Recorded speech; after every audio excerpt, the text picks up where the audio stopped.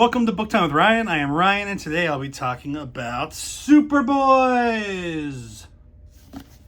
The Amazing Adventures of Jerry Siegel and Joe Shuster, the creators of Superman by Brad Ricca.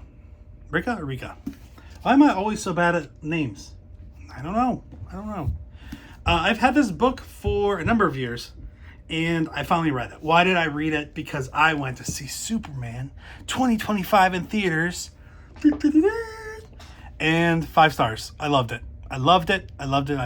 And you should too. You should go see it. If you like Superman comics, it feels very real. And I liked Henry Cavill, and I liked Man of Steel, but this had a different feel. It was hopeful, and there was lots of action, plenty of action.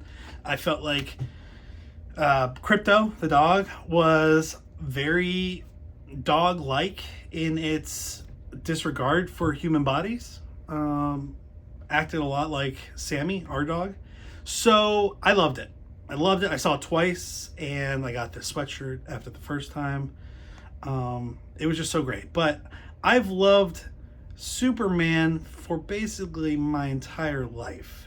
And when I was younger, I had a Superman that looked like this. I eventually found this at a local store, and I bought it.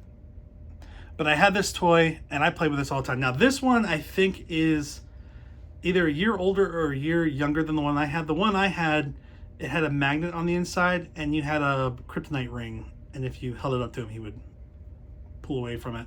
But I think this is from 83 or 84, maybe, 82. So I had this toy growing up. This was my favorite superhero toy. I just loved it. And eventually the arm broke off, and I had to glue it so one arm wouldn't move, and the other arm moved too much, and I would kind of chew on the cape a little bit, and eventually the S just wore away. But I loved Superman. And there were also these cup holders when I was growing up at, I think, Burger King. You had Superman, Batman, Wonder Woman, I don't remember who. Definitely Darkseid was one of them, and I love Darkseid. So I had those and play with those too. And I grew up playing with superhero toys. Eventually, I loved X-Men, which is Marvel, and I grew up watching X-Men in the morning on Saturdays. I think mostly because I liked that illustration, like the way that they were illustrating that show. Is that what you call it? Illustrating? Animated. The way it was animated, where like Batman and Superman had a different kind of body structure in the show, and I liked something that was a little more realistic looking. So X-Men also, like, it was just the big thing in like 3rd grade was X-Men's cards and Marvel masterpieces, and that was kind of the main love was Marvel at that point. But always loved Superman. Always had a special place in my heart. In 93, there was a series of comics where Superman was fighting Doomsday. We didn't know who Doomsday was at first. Eventually we learned it. And Superman was killed and then returned. And that was, I think, a huge boon for the entire comics industry. I had all those comics, subscribed to get them every week, and loved it, right? And I collected cards. These are the Return of Superman cards. And I drew a picture of Superman when I was younger. What year was this? I don't know, but it's by Ryan W. Superman, not the best. I get it. But I had these cards, right? And they were very cool. This kind of details his return. This one, he had long hair. It's not a mullet. He just had long hair. Come on now. So I had these cards, and I just love Superman. There were a bunch of toys that came out with it too, and then I just kind of drifted away from comics for a while, and I eventually came back to it around 2018, a little bit before. I was at Barnes & Noble with my wife, just ended up in the comics section, and I saw Darkseid. And I was like, Darkseid? That's my guy. I love Darkseid. So I grabbed it, and I started to read it, and I was like, man, this is just so cool. Darkseid looked a little different. Okay, there he is. Darkseid with his Omega Beams. I loved him. And he was fighting the Anti-Monitor. So, this is book number 1. It was by Jeff Johns. And some of the cover art was done by Jim Lee. Loved it. I found out that DC was coming to Washington, D.C. for this event, DC and DC. It was almost like a mini Comic-Con, but just for DC. And they were promoting a show called Black Lightning and some other stuff. So they had this thing up in the DC area near the building that was the museum. I went to it. I took off like 4 hours from work, and I went to it. I took off. Went to it, got this shirt, DC, in DC, and I was set. Like, I was so on it. And one of the people I met there, because I was just hanging out, being like, hey, I don't remember a lot. This is what I just read, but where should I start again? And one of the people that was there was a guy who worked on Teen Titans Go. And he was like, look, we have this thing tomorrow. You come to that? And I said, no, I just found out about this, and I came to this from work. And he's like, let me give you my number, and if you want to come tomorrow, I'll get you in. And I was like, I will do that. So I did. I went in, got in. I brought this and maybe a couple other books. I definitely know I brought this. I may have brought a couple other ones, I think. But Jeff Johns and Jim Lee signed it. And I was just like, hey, your book got me back into comics. And it's been nonstop since. I've gotten caught up with it. There are some comics that I've branched out into that I wasn't, originally aware of. And, the movies came out, love the movies. And then this new movie with David Cornsweet was being advertised. I was like, this looks so good, but I don't know. I was kind of tired of DC restarting all of these series, and I went to see it Thursday, the night before it came out, I guess. I don't know what that night's called. With Bono, my daughter's friend's dad. And it was it's like a mandate. A mandate to go see Superman. So we did. We went to see Superman. I loved it. And then we went on vacation last week, or 2 weeks ago. I saw it again with my dad. Loved it again. And I was like, you know what? Like, I've had this book about the creation of Superman. I've loved Superman for my entire life. I think it's time to read about Jerry Siegel and Joe Shuster. So I did. And this book was a treat. A treat and kind of sad. It was sad. A lot of parts of it were sad. But it was time. Why? This is one of my favorite things that I have of Superman. Let me just show you something. This is a 1942 Superman comic. Number 18, Superman number 18. It's Superman publication. I love this. Was it September, October 1942? There's Superman fighting somebody. There's also the first comic that had an advertisement for, they're advertising guns. For an advertisement for Wonder Woman.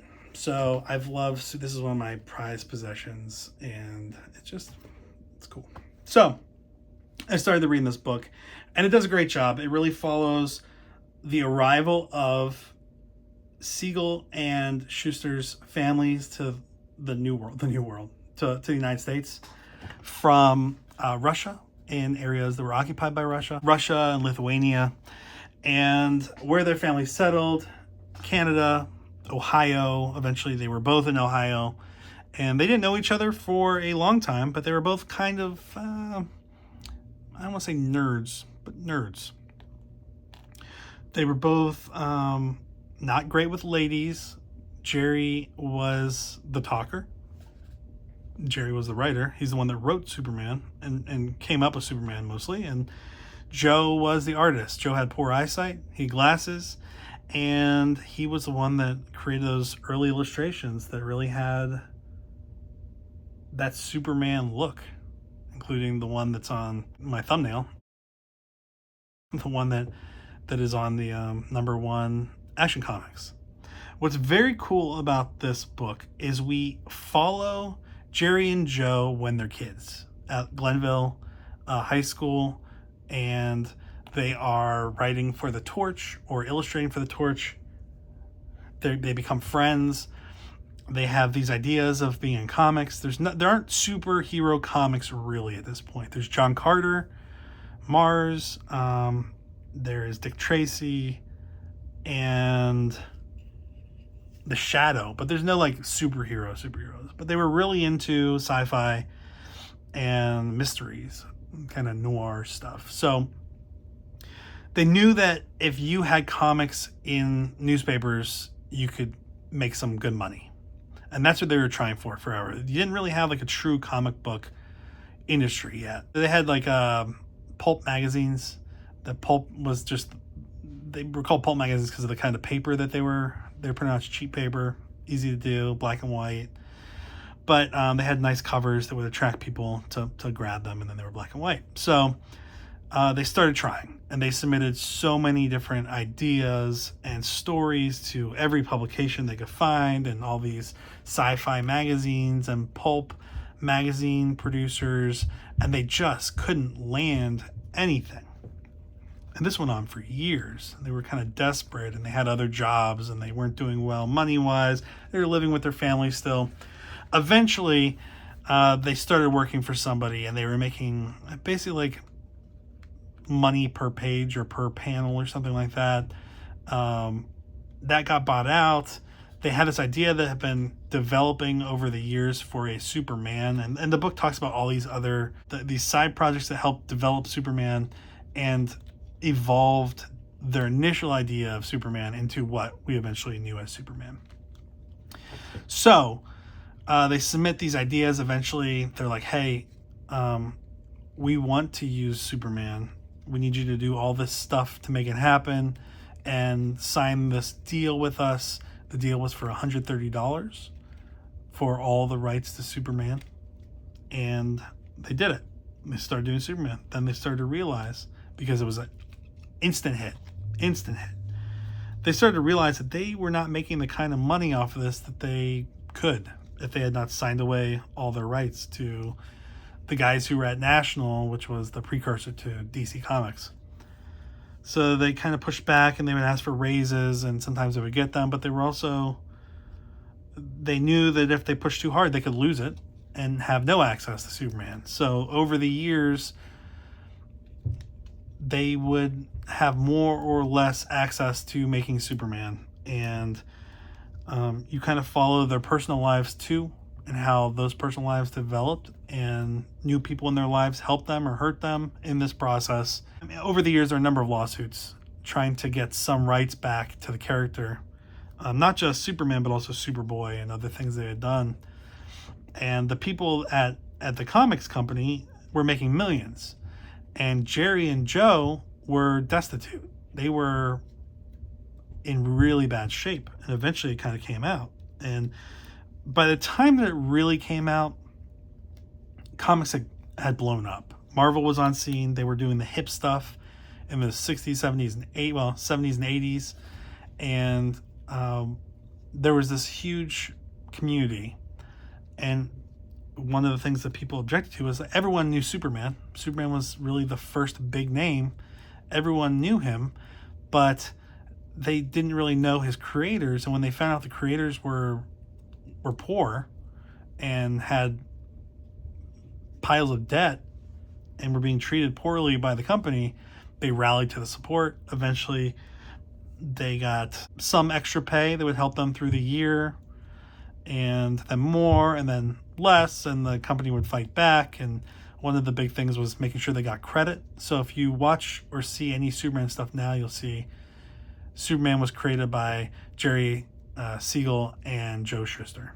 That was part of those settlements. They didn't have bylines on a lot of their stuff before, but now they did. They started to get more and more credit. This is over a long period of time. Action Comics #1 came out in 1938, but they lived into the 2000s, the 90s, mid to late 90s, and then 2000s. And by the end of it, they were still having issues, but the companies, I think DC Comics really understood that they had more of an obligation, so they did more. Maybe not always enough for everyone, but the people that were in charge at that point kind of came up in the comic book industry, and they were writers or creators themselves and did understand there was an obligation. Also in 1978, the movie was coming out with Christopher Reeve, and that also helped kind of push the issue faster, I think.